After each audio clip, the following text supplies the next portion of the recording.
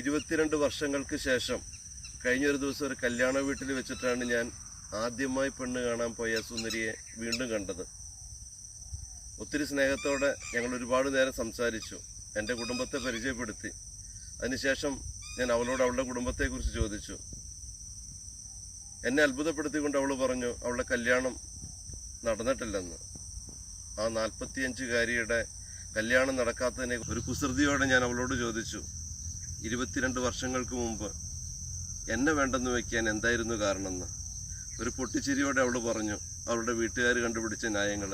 എനിക്ക് ഗവൺമെൻറ് ജോലിയില്ല, വാർക്ക വീടില്ല, വാഹനമില്ല, അങ്ങനെ ഒരുപാട് കാര്യങ്ങൾ. അപ്പോൾ ഞാൻ അവളോട് പറഞ്ഞു, അതേ സാഹചര്യത്തിൽ തന്നെ ഞാൻ വിവാഹിതനായി. എനിക്കിന്നും ഗവൺമെൻറ് ജോലിയില്ല.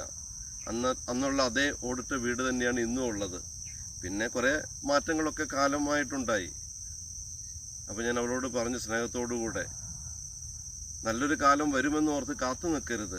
നിലവിലെ സാഹചര്യത്തിൽ നല്ല തീരുമാനങ്ങൾ എടുക്കുക, നല്ലൊരു ജീവിതമായിട്ട് ഇനിയെങ്കിലും മുന്നോട്ട് പോവുക എന്നുള്ളത്. മനുഷ്യജീവിതത്തിൽ ഏറ്റവും പ്രധാനപ്പെട്ട കാര്യം തീരുമാനങ്ങൾ എടുക്കാനുള്ള പ്രയാസമാണ്. തെറ്റാണെങ്കിൽ നമുക്ക് കറക്റ്റ് ചെയ്യാം, എങ്കിലും തീരുമാനങ്ങൾ ഉചിതമായ സമയത്തെടുക്കാൻ നമുക്ക് സാധിക്കണം.